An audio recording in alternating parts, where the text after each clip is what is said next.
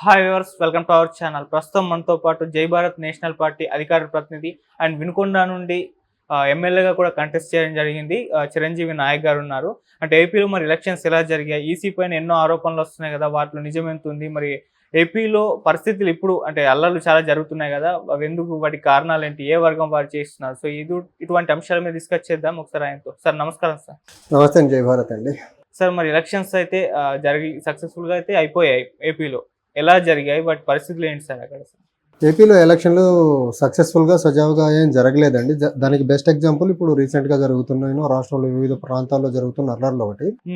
అలా కాకుండా తర్వాత యథేచ్ఛగా ఇప్పుడు సోకాల్డ్ పెద్ద పార్టీలనండి, లేకపోతే రాజకీయాన్ని వ్యాపారంగా మార్చిన పార్టీలనండి, ఏదైనానండి, వాళ్ళు యథేచ్ఛగా డబ్బు, లిక్కర్, రకరకాల ప్రలోభాలతో ఎన్నికలు జరిగేదానికి ఈసీ సహకరించింది. కాబట్టి ఒక డెమోక్రటిక్ మేనర్లో ఎన్నికలు ఆంధ్రప్రదేశ్లో జరిగిందనగా అనేదానికి ఎలాంటి ఆస్కారం లేదు. దీంట్లో ప్రధానంగా ఎలక్షన్ కమిషన్ యొక్క ఫెయిల్యూర్ చాలా చాలా ఎక్కువగా ఉంది.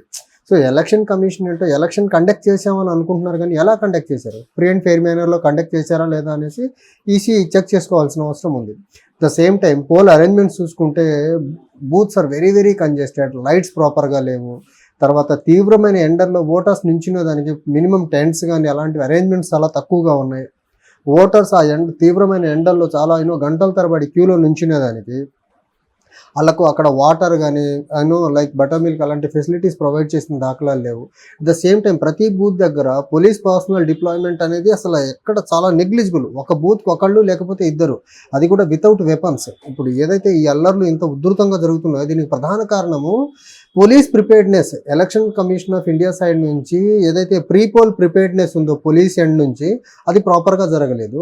అట్ ద సేమ్ టైం ఇంకా ఈసీ చేసిన ఇంకొక ఘోరమైన తప్పిదం ఏంటంటే, ఆంధ్రప్రదేశ్లో ఎనీ కాన్స్టిట్యుయెన్సీ తర్వాత వినుకొండలో కానీ యథేచ్ఛగా డబ్బు, లిక్కర్, తర్వాత వేరే ప్రలోభాలు పెట్టేదానికి ఏవైతే ఈ రాజకీయాన్ని వ్యాపారంగా మార్చిన రాజకీయ నాయకులు ఉన్నారో వాళ్ళు యథేచ్ఛగా డబ్బు, లిక్కర్ పంపిణీ చేసే క్రమంలో ఎక్కడా కానీ ఎలక్షన్ కమిషన్ అండర్లో పనిచేస్తున్న officials, beat police officials, revenue officials, some other officials ఎవరైనా ఉండేవండి, ప్రభుత్వ యంత్రాంగం మిజరబుల్లీ ఫెయిల్ అయిపోయింది. ఎక్కడ డబ్బు పట్టుకున్నట్టు కానీ లేకపోతే లిక్కర్ సీజ్ చేసినట్టు దాఖలాలు వినుకొండ నియోజకవర్గంలో అసలు కనపడలేదు.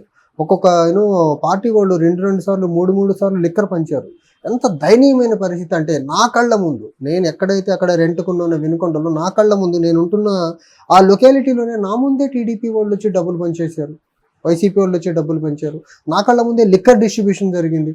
దగ్గరికి వెళ్ళి క్యాప్చర్ చేసి సివిజిల్లో పెడదామంటే వాళ్ళు 1, 2, 3 లేయర్స్గా నుంచొని ఉంటారు. మనం ఇక్కడ నుంచి ముందుకెళ్ళేదానికి ఆ గూన్స్ మనల్ని అసలు ఎల్లనిచ్చే పరిస్థితి లేదు.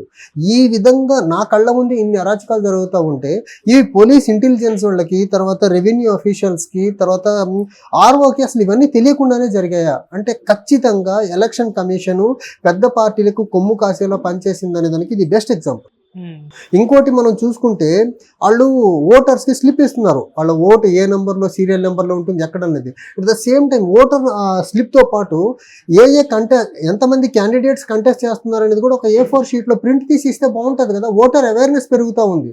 జస్ట్ స్లిప్ ఇచ్చేసేసి ప్రలోభాలకు అనుకూలించేసి, ప్రలోభాలలో డబ్బులు, మద్యం ఎవరైతే ఇచ్చారో వాళ్ళకు అనుకూలంగా ఓటింగ్ జరిగేదానికి అనుకూలంగా ఎలక్షన్ మెకానిజం అంతా పనిచేసింది. కానీ ఎంతమంది క్యాండిడేట్స్ కంటెస్ట్ చేస్తున్నారు, ఏ పార్టీ నుంచి కంటెస్ట్ చేస్తున్నారు అనేది కూడా ఒక స్లిప్ ఇస్తే బాగుంటుంది కదా. అలా ఏమి ఇవ్వకుండా జస్ట్ స్లిప్ ఇచ్చేసి ఫ్రీ అండ్ ఫెయిర్ మేనర్లో ఎలక్షన్ జరిగేదానికి ఈసీ ఏ కార్నర్లో కూడా పనిచేయలేదు. ఇంకోటి మనం ఈసీ 5 yearsలో ఒక్కసారి మాత్రమే ఎన్నికల ప్రక్రియ జరిగే ముందు కొంచెం యాక్టివేట్ అయినట్టు, ఏదో లా అండ్ ఆర్డర్ ప్రాపర్గా ఉందో అవన్నీ చూస్తుంది. కానీ ఏ బూతులు ఎలా ఉంటున్నాయి, అసలు ఆ బూతులు నిజంగా వెంటిలేషన్ ప్రాపర్గా ఉందా, లైటింగ్ ప్రాపర్గా ఉందా, లేకపోతే ఎంట్రీ ఎగ్జిట్ సపరేట్గా ఉన్నాయా లేవా.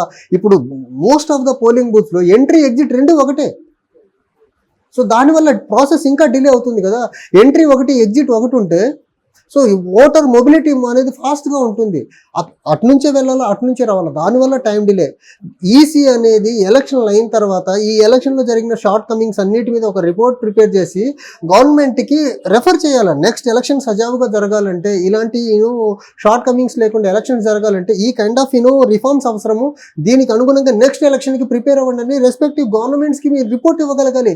కానీ ఎలక్షన్ కమిషన్ ఎలక్షన్ అయిన తర్వాత, రిజల్ట్ డిక్లేర్ చేసిన తర్వాత చేతులు దులుపుకొని 5 సంవత్సరాలు హైబర్నేట్ లోకి వెళ్ళిపోతుంది తప్ప నెక్స్ట్ ఎలక్షన్స్కి కావాల్సిన మెకానిజం ఏంటి, మెషినరీ ఏంటి, రిఫార్మ్స్ ఏంటి అనే దాని మీద ఈసీ అసలు దృష్టి పెట్టట్లా. అలా దృష్టి పెట్టని పక్షంలో ఈసీ ఒక కాన్స్టిట్యూషనల్ బాడీగా ఉండేదానికి అర్హతే లేదు అసలు. ఇంకోటి మనం చూసుకుంటే ఎలక్షన్ ఈ ప్రాసెస్లో డీజీపీస్ని గవర్నమెంట్స్ ఏం చేస్తాయి, ఎలక్షన్ దగ్గర పడే కొద్దీ అనుకూలంగా ఉండే వ్యక్తిని డీజీగా సిఎస్గా అపాయింట్ చేసుకుంటారు.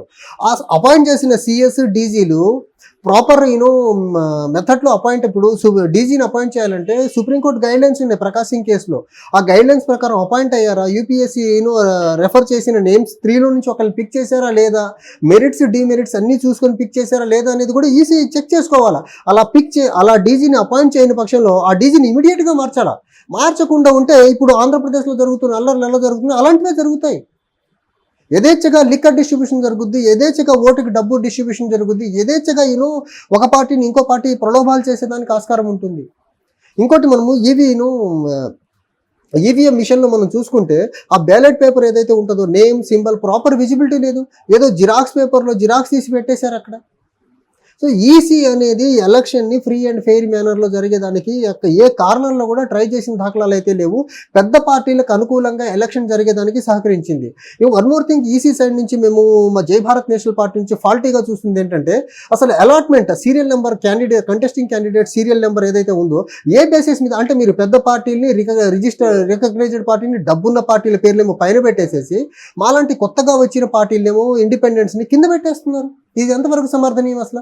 ఒక ప్రొసీజర్, ఏ ప్రొసీజర్ ఫాలో అవుతున్నారు మీరు? పెద్ద పార్టీల్ని అంత ప్రయారిటీ ఎందుకు ఇస్తున్నారు? డెమోక్రసీని గత 75 సంవత్సరాలుగా ఖూనీ చేస్తున్న ఈ పార్టీలకి ఎలక్షన్ జరిగే రోజున ఈవీఎంలలో పైన వాళ్ళ పేర్లు పెట్టేదానికి అంతర్యం ఏంటి? ఈ రాజకీయాన్ని వ్యాపారంగా మార్చిన పార్టీల అభ్యర్థుల పేర్లే పైన పెట్టేయడం వల్ల ఓటర్కి ఇంకా ప్రయారిటీ లేకుండా అయిపోతుంది కదా. అంటే ఓటర్ చెక్ చేసుకోరా ఏ పార్టీకి వేయాలంటే?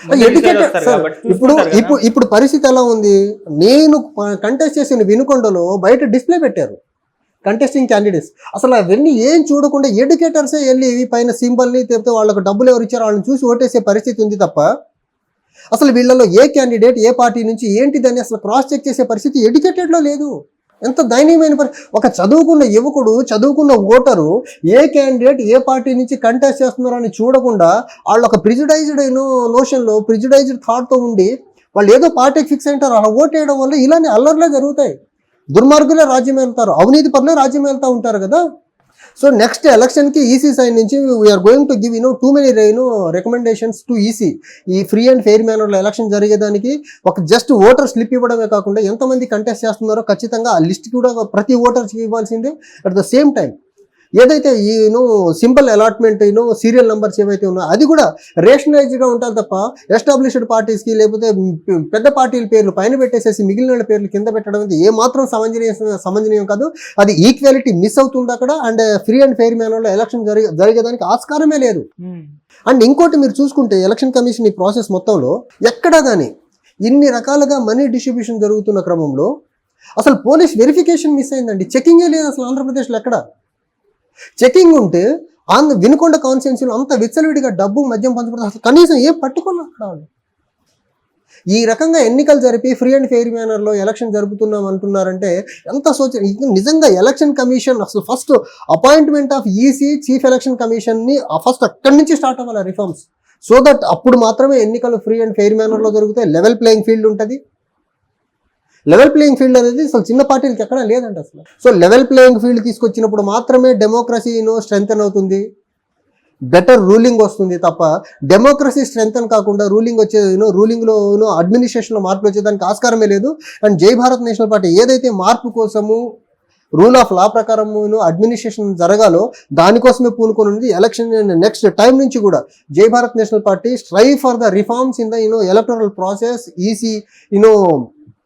ఈసీ యొక్క అపాయింట్మెంట్లో కానివ్వండి, ఎలక్షన్ జరగాల్సిన తీరులో ప్రతి దాంట్లో రిఫార్మ్స్ కోసం జై భారత్ నేషనల్ పార్టీ చాలా బలంగా ముందుకు తీసుకెళ్ళబోతుంది ఈ ప్రక్రియ మొత్తాన్ని. ఓకే, అటు ఈసీ టీడీపీ పార్టీకే సపోర్ట్ చేసింది, వాళ్ళు చెప్పినట్టే వాళ్ళకే కొమ్ము కాసిందని వైసీపీ వాళ్ళు ఆరోపిస్తున్నారు. టీడీపీ వాళ్ళేమో ఈసీ వైసీపీ వాళ్ళకి సహకరించారని వీళ్ళు ఆరోపిస్తున్నారు. అసలు ఏం జరిగింది మరి? అంటే మేము ఎలా చూస్తామంటే ఈ ప్రక్రియని టీడీపీ వాళ్ళు వైసీపీకి సపోర్ట్ చేసిందని, వైసీపీ వాళ్ళు టీడీపీకి సపోర్ట్ చేసిందని చెప్తున్నారు కదా. జై భారత్ నేషనల్ పార్టీ ఎలా చూస్తుందంటే ఎలక్షన్ కమిషన్ ఆఫ్ ఇండియా ఈ రెండు పార్టీల చేతిలో కీలుబొమ్మగా మారిపోయింది.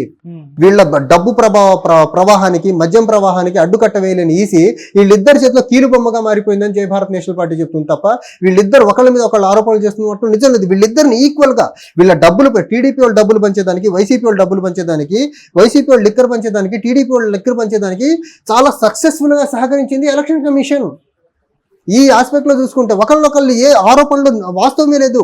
వీళ్ళిద్దరిని ఈక్వల్ గా ప్రొటెక్ట్ చేసింది, ఈక్వల్ గా వీళ్ళ ప్రలోభాలని ఉధృతంగా తీసుకెళ్లేదానికి ఈసీ సహకరించింది. అలాగే ఈసీ ఇప్పుడు గొడవలు జరుగుతున్నాయి కదా పల్నాడు, వీటన్నిటిలో కూడా ఈసీ వైఫల్యమే కారణం అని కూడా ఆరోపణలు వస్తున్నాయి కదా. ఖచ్చితంగా ఈసీ వైఫల్యమే. నేను ఇందాక చెప్పినట్టు డీజీ అపాయింట్మెంట్ జరిగిన క్రమంలో ఈసీ ఒకసారి మోడల్ కోడ్ ఆఫ్ కండక్ట్ వచ్చిన తర్వాత ఖచ్చితంగా DG as per Prakash Singh కేసులో సుప్రీంకోర్టు ఇచ్చిన గైడ్లైన్స్ ప్రకారం జరిగిందా లేదని చెక్ చేసి ఇన్ కేసు అలా జరగని పక్షంలో డీజీని మార్చాలి కదా, సిఎస్ని కూడా సమర్థవంతుల్ని పెట్టాలి కదా. డెమోక్రసీలో ఎలక్షన్స్ అనేది ఒక చాలా ప్రధాన పాత్ర. ఆ ఎలక్షన్ సజావుగా ఫ్రీ అండ్ ఫెయిర్ మేనర్లో జరిగేదానికి ఒక పవర్ఫుల్ డీజీ ఉండాలా, లేకపోతే నిజాయితీతో కూడుకున్న డీజీ ఉండాలా, నిజాయితీతో ఉండే సిఎస్ ఉండాలా. ఇద్దరు పపెట్స్ ని కూర్చోబెట్టిన Jaganmohan Reddy election free and fair మేనర్లో ఎలా జరుగుతుంది? వాళ్ళు ఖచ్చితంగా వాళ్ళని ఎవరైతే అపాయింట్ చేశారో ఆ రెస్పెక్టివ్ ప్లేసెస్ లో కూర్చోబెట్టారో వాళ్ళకి అనుగుణంగా ఎలక్షన్ జరిగేదానికి హెల్ప్ అవుతారు కదా వాళ్ళు. ఇప్పుడు వాళ్ళిద్దరిని కూడా ఢిల్లీకి పిలిపించి అక్కడ ఈసీ ఇక్కడ కూడా ఎలక్షన్ ఇక్కడ కూడా తప్పు చేసింది. ఎగ్జిక్యూటివ్ ఎవరు ఇక్కడ? Chief minister and home minister. వాళ్ళిద్దరిని ఢిల్లీ కాల్ఫర్ చేసి ఎందుకు ఇలా జరిగిందో ఎక్స్ప్లెనేషన్ తీసుకోవాలి కదా. అలా తీసుకోకుండా డీజీని సిఎస్ని పిలిస్తే ఉపయోగం ఏముంది? Executive sir, chief minister and home minister, వాళ్ళని పిలవకుండా వీళ్ళని పిలిస్తే ఉపయోగం ఉంది. వీళ్ళు చెప్పినట్టు వీళ్ళు ఆడేవాళ్లే కదా. సో ఈసీ ఎక్కడ కూడా ఒక బాధ్యతాయుతమైన కాన్స్టిట్యూషనల్ బాడీగా బిహేవ్ చేయలేదు ఈ ఎలక్షన్ ప్రాసెస్ మొత్తంలో. అండ్ ఇప్పుడు ఈ రకంగా అల్లర్లు జరుగుతున్నాయండి. రేపు ఏదో ఒక గవర్నమెంట్, ఒక అరాచకమైన పాలనే వస్తుంది. ఈ అల్లర్లు అన్ని బేస్ చేసుకొని గ్లోబల్ ఇన్వెస్టర్స్ ముందుకు వస్తారా, లేకపోతే నేషనల్ లెవెల్లో ఉన్న ఇన్వెస్టర్స్ ముందుకు వచ్చి ఆంధ్రప్రదేశ్లో ఇన్వెస్ట్మెంట్ పెట్టేదానికి ఆస్కారం ఉందా? అసలు ఈ రకమైన ప్రెసిడెంట్ని చూసి, ఈ అల్లర్లన్నీ చూసి ఎవరన్నా ఆంధ్రప్రదేశ్లో పర్టికులర్లీ పల్నాడు ప్రాంతంలో లేకపోతే రాయలసీమ ప్రాంతంలో ఎక్కడైతే గొడవలు జరుగుతున్నాయో ఆ ప్రాంతాల్లో ఇన్వెస్ట్మెంట్స్ తీసుకొచ్చి, కొత్త పెట్టుబడులు తీసుకొచ్చి ఇండస్ట్రీస్ పెట్టి అక్కడ లోకల్గా ఎంప్లాయ్మెంట్ జనరేషన్కి, ఆ లోకల్గా ఏరియా డెవలప్మెంట్కి ఏదన్నా అసలు ముందుకెళ్ళేదానికి ఆస్కారం ఉందా ఈ రకమైన అల్లర్లను బేస్ చేసుకొని? ఖచ్చితంగా లేదు. ఇప్పుడు జరుగుతున్న అల్లర్లు ఏవైతే పోలీస్ ఫెయిల్యూర్ ఏదైతే ఉందో, పోలీస్ ఫెయిల్యూర్ రాబోయే ఫ్యూచర్ డెవలప్మెంట్కి ఖచ్చితంగా తప్పు చేసిన వాళ్ళు వీళ్ళు. అసలు ఇంటెలిజెన్స్ అంత ఘోరమైన ఫెయిల్యూర్ అనుకోవాలండి. ఇంటెలిజెన్స్ దగ్గర మినిమం ఇప్పుడు ఇలాంటి సెన్సిటివ్ ఏరియా పల్నాడు ప్రాంతం కానివ్వండి, లేకపోతే రాయలసీమ ప్రాంతం, ఇంత సెన్సిటివ్ ప్రాంతాల్లో ఈ రకమైన గొడవలు జరుగుతాయని యాంటిసిపేట్ చేయలేని పరిస్థితిలో స్టేట్ ఇంటెలిజెన్స్ ఉందంటే అంత దౌర్భాగ్యం అది అసలు.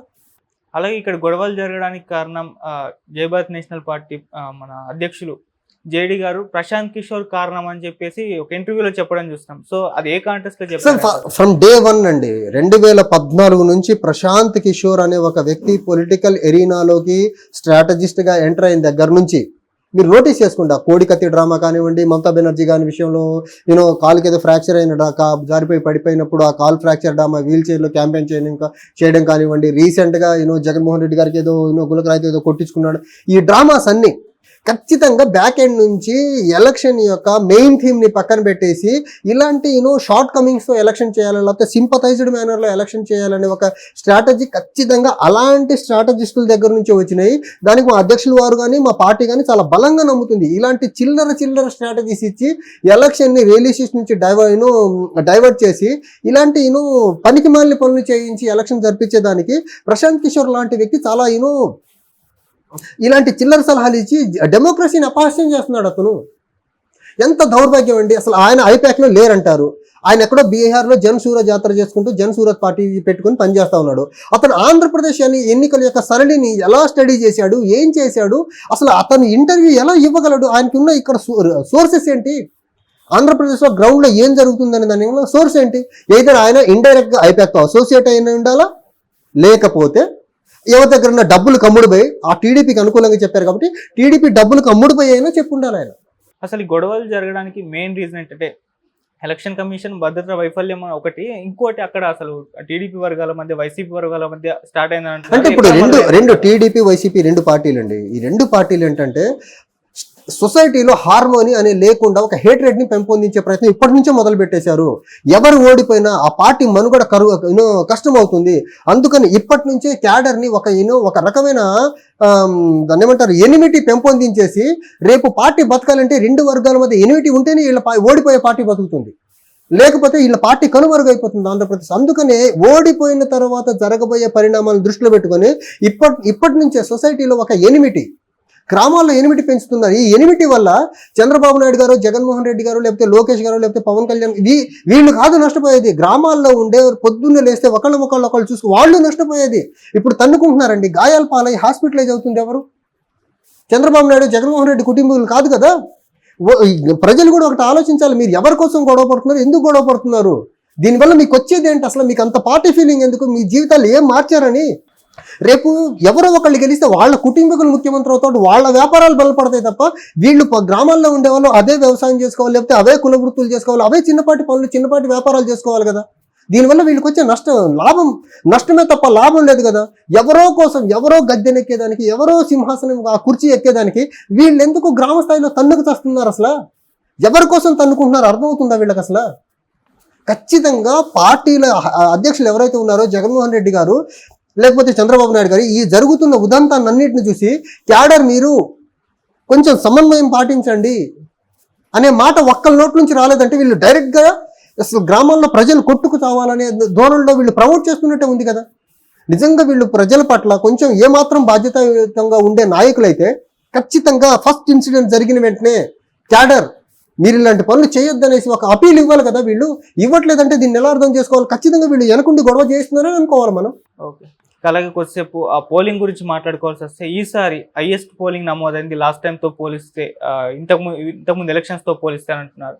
అలాగే 11-12 వరకు కూడా పోలింగ్ జరిగిందని చెప్పేసి కూడా వార్తలు రావడం చూస్తున్నాం. ఏ విధంగా చూడొచ్చు అంటే ఇది ఒకటండి, ఫస్ట్ ఆ ఈవీ ప్యాడ్స్ ఆ టైం ల్యాగ్ ఒకటి, తర్వాత ఆ ఎంట్రీ ఎగ్జిట్ ఒకటే అవడం వల్ల టైం డిలే అవడం, దీనివల్ల జరిగిన అనర్థం ఏంటంటే లాస్ట్ మినిట్ రష్ వల్ల ఆఫ్టర్ 5 o'clock తర్వాత ఏదైతే వెరిఫికేషన్ స్లిప్స్ సరిగ్గా వెరిఫికేషన్ చేయకుండా వేసినోడే మళ్ళీ దొంగ ఓట్లు వేసేదానికి హెల్ప్ అయింది ఇప్పుడు దీనివల్ల. అంటే ఒకటే ఎంట్రీ ఒకటే ఎగ్జిట్ అవడం వల్ల ఓటర్ అట్నుంచే లోపలికి వెళ్ళాలి, అట్నుంచే బయటికి రావాలా. అండ్ లేడీస్కి జెంట్స్కి సపరేట్ క్యూ అనేది కనపడలా.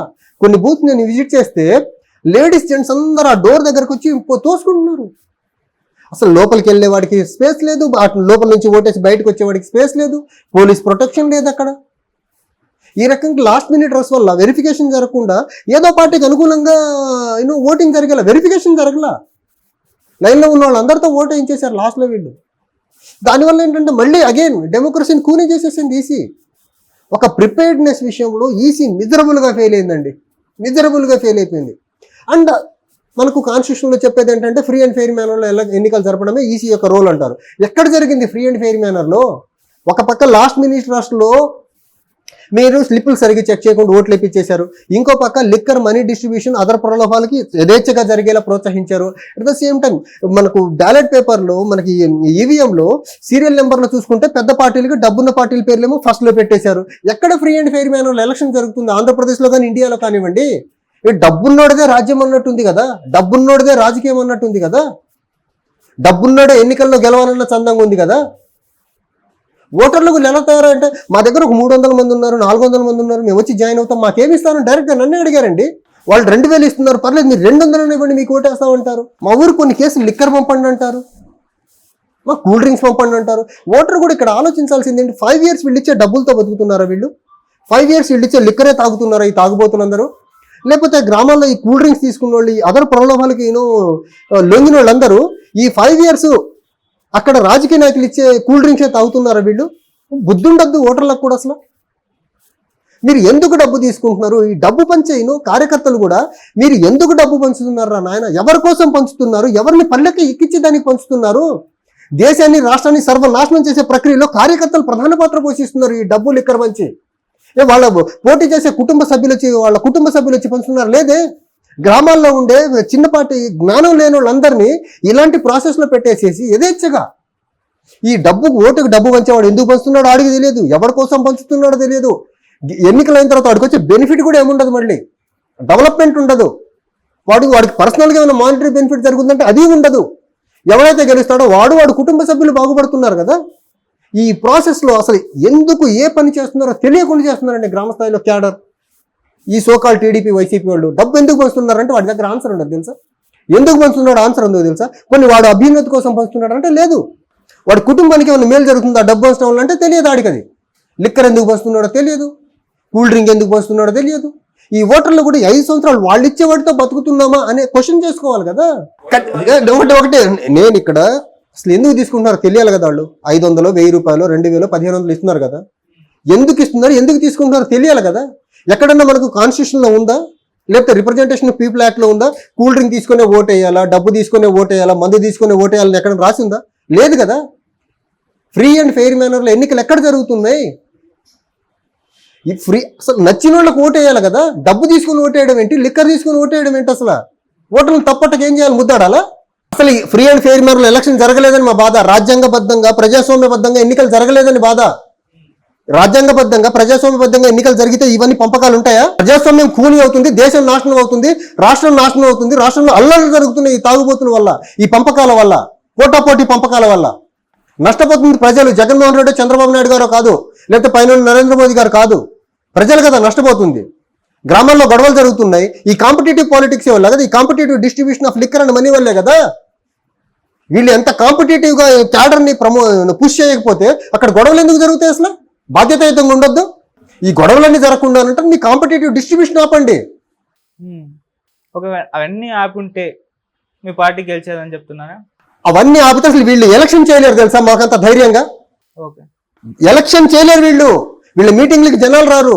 వీళ్ళు దగ్గరికి వెళ్తే వీళ్ళ ముఖాన్ని కనీసం నుంచి మాట్లాడే ఆస్కారం కూడా ఉండదు. ఓటర్ వీళ్ళు ప్రలోభాలతో జనాల్ని దగ్గరకు తీసుకుంటున్నారు.